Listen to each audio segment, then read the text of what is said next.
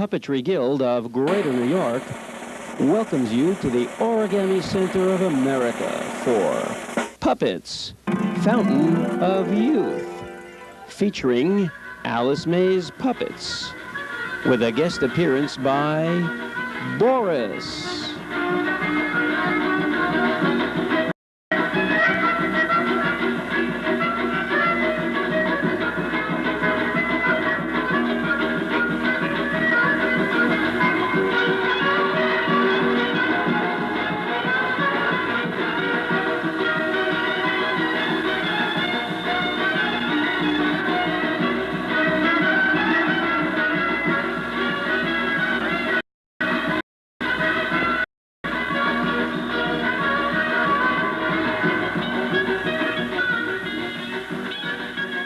Starring Alice May Hall.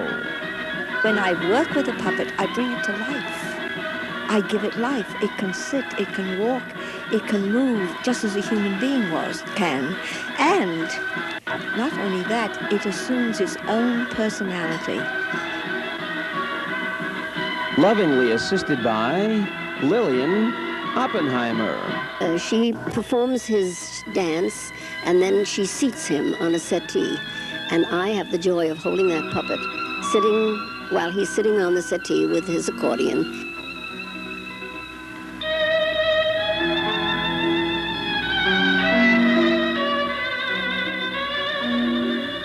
Boris is joined by Borina.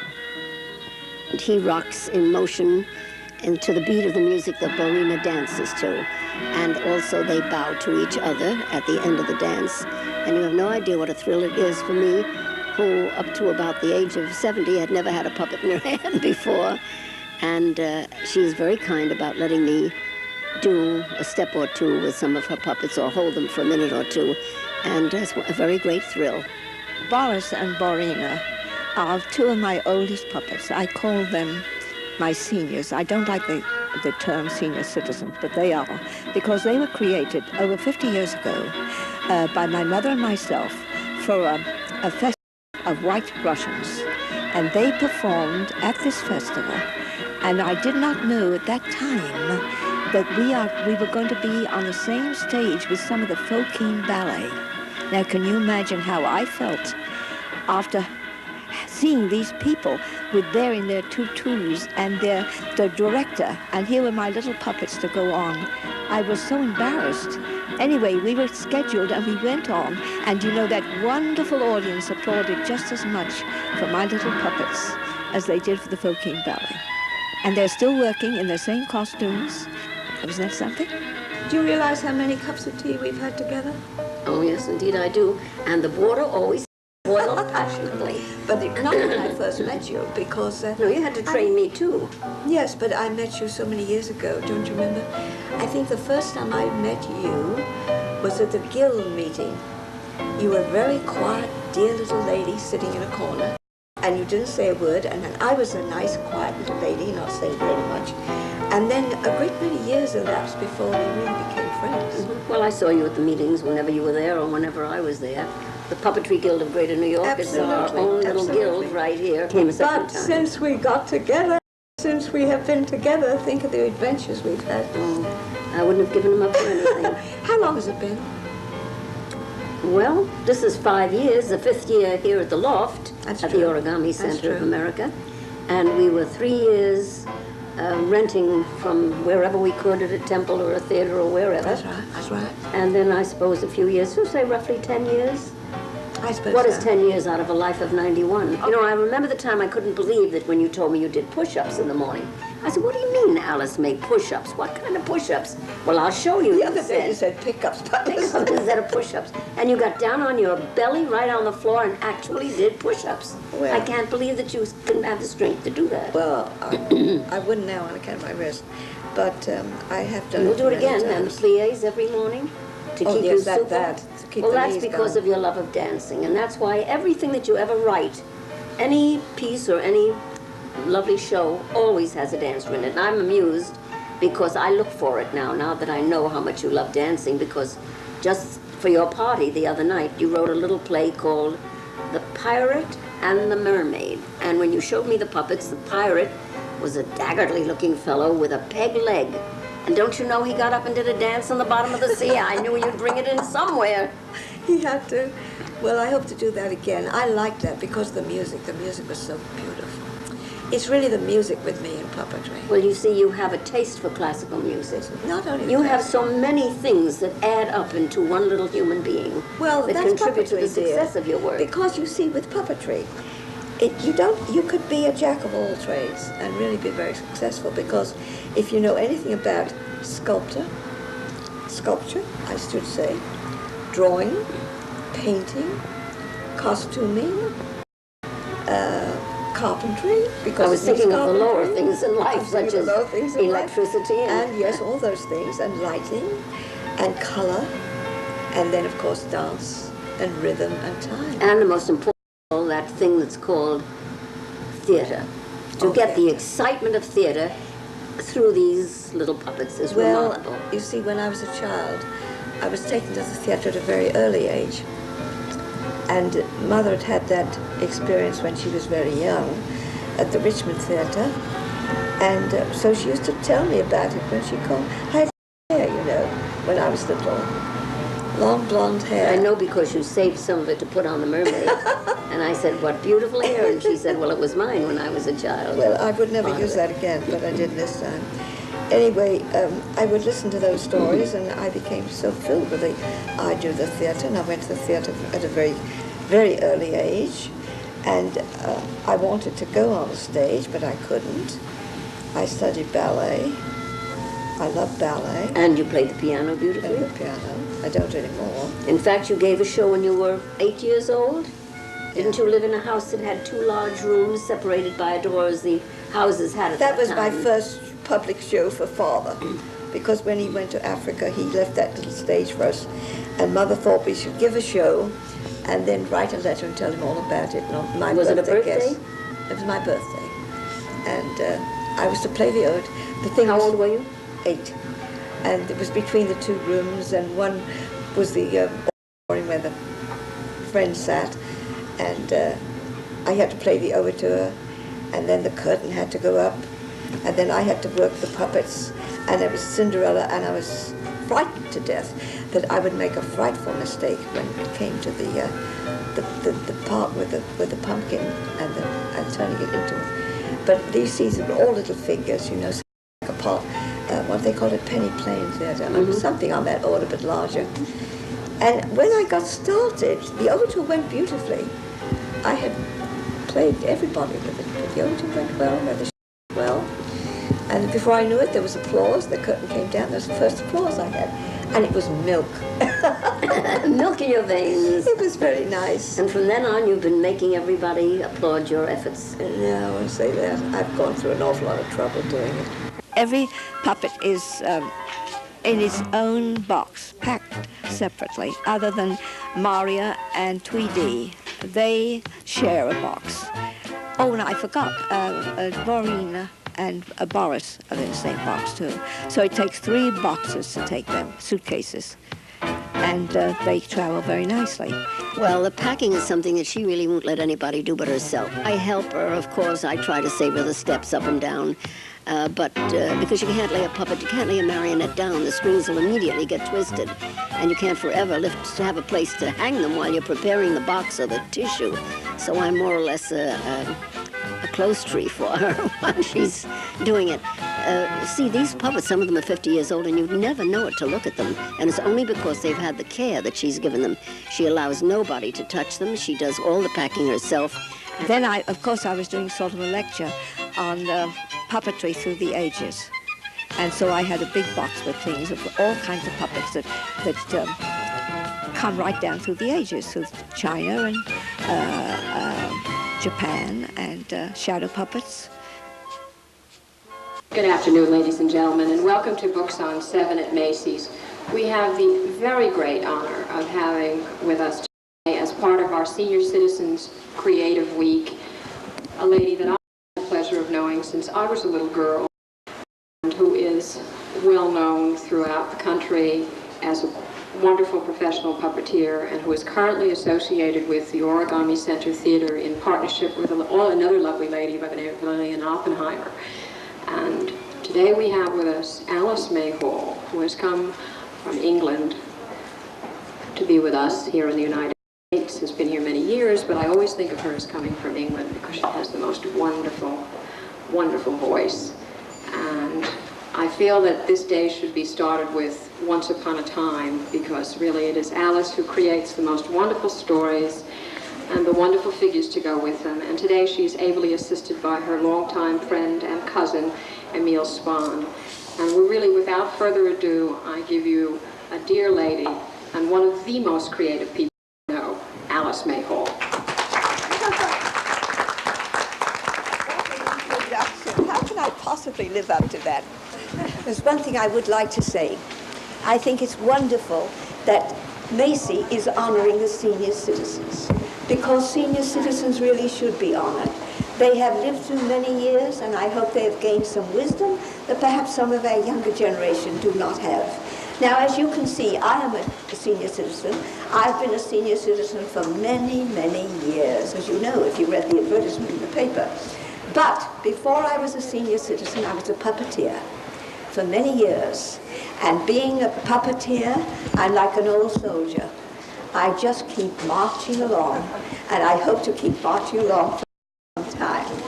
Now, I'm not going to give you many boring dates, but just to address the people who are older in the audience, a few of you that don't look very much older, I would like to say there's one date I would like you to forget, and that is the date of the year when you were born. Because if you don't forget that, it will hang like a millstone around your neck, and it will remind you constantly of saying, dear me, I was born in oh no, none of you were born in 1892. You will say, oh dear me, I'm too old to be doing this. You're not too old if you want it. You can go right ahead and do anything you want to do. I wouldn't advise you to climb a high ladder and fall off a roof. That, I think, would be rather ridiculous. But anything else you could do would be quite nice. Now, I know that a great many of my friends who are not puppeteers think that it's about time I retired. They think I should sit on a nice sunny porch and rock and do my knitting. There are three things wrong with that. In the first place, I don't have a sunny porch. In the next place, I don't like to rock. It makes me frightfully giddy, and I'm giddy enough without the aid of a rocking chair. And then I can't knit. I'm not a bit good at knitting. I can go right down one side and come up the other, but it always looks very funny on the end. So I gave up knitting, and I'm just going to keep on doing puppetry, which I love to do. Now, as I said before, I'm not going to lecture you. I'm going to show you some of my puppets, and by the newspaper advertisement in the Times about what I was going to do today, it stated that I would demonstrate the art of puppetry. Now, first of all, what sort of art is puppetry? It isn't focused on one particular thing. It embraces all the arts and puts them together.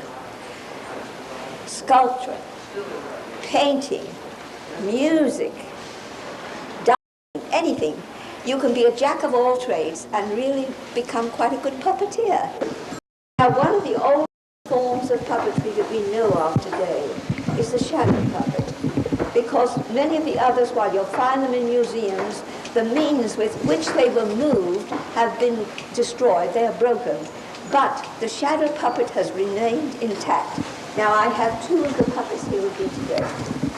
These are made, I don't have a screen to really show you how they work, but this looks very frail and delicate, doesn't it? It really isn't. It's made of water buffalo hide, and all these little, I wish you could really see it. If any of you are interested after would like to see the close hand, you really should come up and look at it. It's made of water buffalo hide, and like everything in the East, it is symbolic.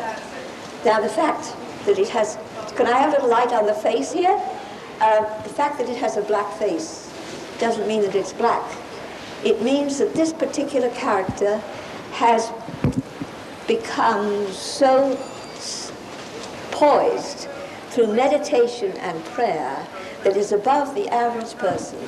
Now, after the buffalo is skinned and treated It is taken to the man who cuts out the design, and then it goes to someone with many, many different chisels, they call them, and they separate them and make them look like lace. And I was told that this particular one had 36 chisels used. The hands can be used independently, just by motion of the hands. Now I have another one with me today, quite different. This one is quite elegant. He is wearing a crown. He is a prince. Now people watch the show know immediately when they see the puppet what it is, what it signifies. And the character is changed as the puppet progresses in the play. In the beginning he may have been very arrogant and his head would have been upright. Then they use another puppet with the head bowed. See, it's all symbolic. Everything is symbolic in the East. And the program starts at sundown and it goes right on all through the night and into the following day. And the stories are really ritualistic. They don't just tell stories.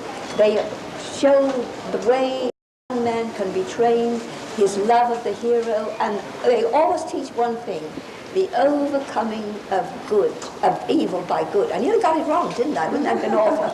Now here's another one. This one you'll notice is very, very different. He's very ugly. Now this is Simba the clown. He is usually accompanied by his two sons, who are very, very thin and ugly. It is said that once he was a god, but now he's been demoted. I don't know why, but he still can do quite miraculous things. Now, that is a shadow puppet. These are one of the oldest forms of puppetry. And I think it's very wonderful that we can still see them. These came from Java. Now, at another part of the country, they tell the same story, but they're done with a rounded puppet. They tell the same story. Now these would be worked from underneath. You would not see me at all. Now this is a man, even though he wears earrings. He can be made to do all kinds of things.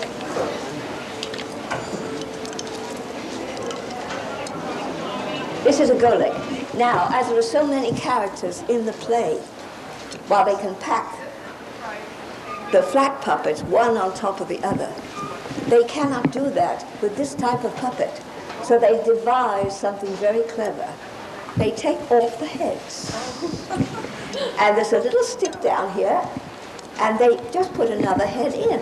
Now the costume would be the same. Now here, you would know when he came in. Now let me tell you what I mean about the head being bowed. See this curve of that neck? That he has attained humility. Perhaps earlier in the play, he was very arrogant and his head was upright. I have a prince and his head is very, very upright. Oh, he doesn't look at anybody. And he's a ruling prince too, because he has 3 crowns on his head. I hope I don't knock these things over, not at first hoarding.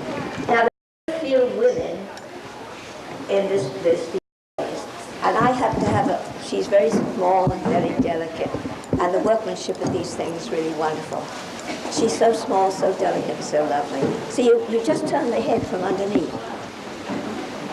Now, here we have is the coloring of the face to show you. Now, I often think when you hear so much about muggers today, if only they followed this line of thought, how easy it would be. We would know immediately we saw this man that he was not good. He's a brute. See his red face? That shows if you met him, you would know to beware and hide or scream or do something of the sort. He is a very brutish character. Now, while I've never done Punch and Judy, I've made other types of puppets. And here's one.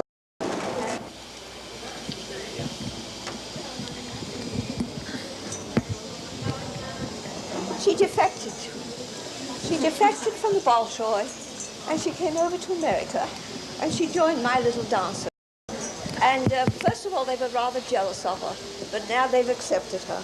Now, she will dance a very slow motion dance, and she's really ballet attitudes.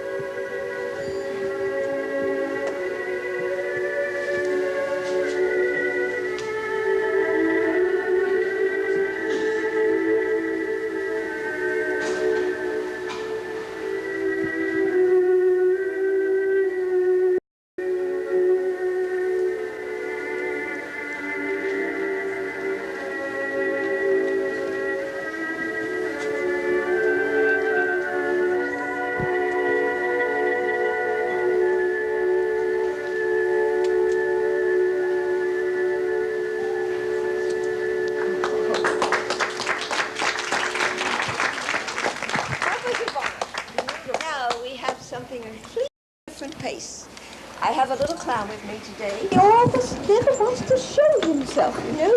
He comes on stage trying to behind me, which is too bad. Now, Tweety, darling, you shouldn't behave like this. They're all friends out there. I don't think we'd have much of an audience if we didn't have our friends there. Come on, dear. Come on. Come on. Come on, Tweety. Hello, Tweety. Tweety, Tweety, where do you think you're going? Look, you can't get off this table. No, you can't. Look over there. Look over there, dear. Look over there. Look, there's Emil. You know Emil. Go and talk to Emil. Go and talk to Emil. Emil's a friend of yours, right? Yes. Stop being bratty. Yes. His name is Tweety. Call him, he'll turn around. Tweety. Louder. Hello, Tweety. Come on, Tweety. Never mind. Hello, Tweety. Hello, Tweety. No, I wonder, darling. I wonder. You feel like doing a little dance for him? Will you do a dance? Will you do a dance? Would you like to see him dance? Mm-hmm. Okay, then we'll have him dance. Yes, your feet are there. How's that foot working? All right? How about the other foot? This foot work? Yes? How about your hands? Your hands work? You got a little. Oh, that's a cute face.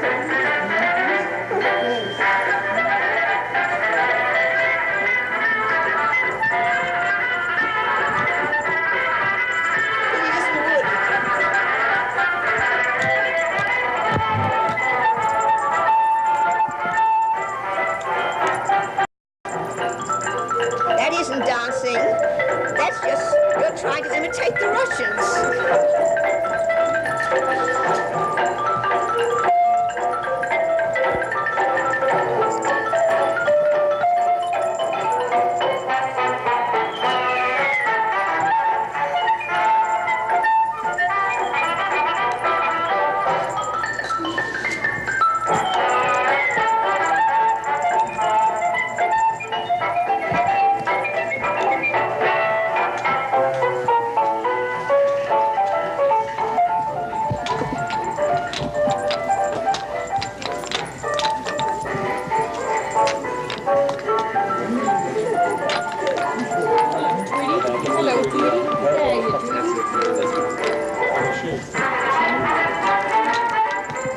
Can't get around that way.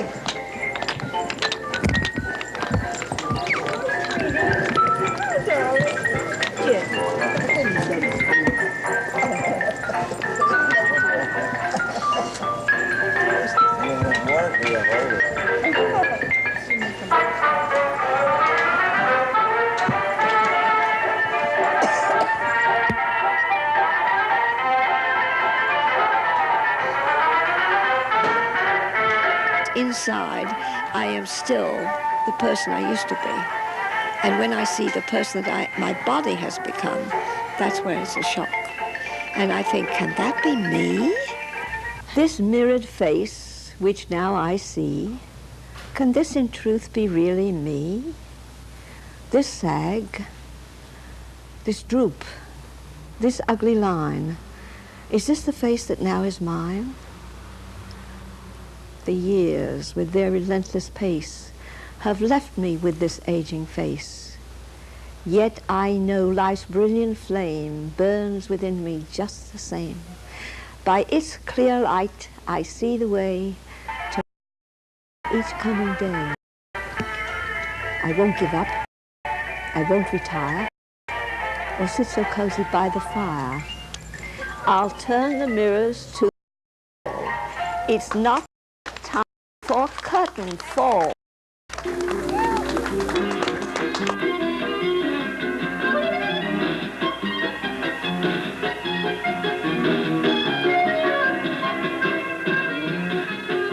And you have no idea what a thrill it is for me, who up to about the age of 70 had never had a puppet in her hand before. And she's very kind about letting me do a step or two with some of her puppets or hold them for a minute or two. And it's a very great thrill. I was inspired to look for a loft so that I could build a little theater for her wonderful work. And I was fortunate in my 80th year to find a beautiful loft on Union Square. And we built a little theater for her, and we have been performing every Sunday ever since. And that was about, well, we've had 6 complete seasons here. When I bought the loft, Bertie made the stage that we're using now, and Emil most Sundays would bring Alice from Brooklyn, and then Alice and Emil and Verdi and I would have a little lunch, and then we'd go into our show. I would like to show a child something that it will carry in its mind of beauty. That's why I always try to have something in the show that will be beautiful. If you can just wake that little spark, as I had the little spark wakened in me.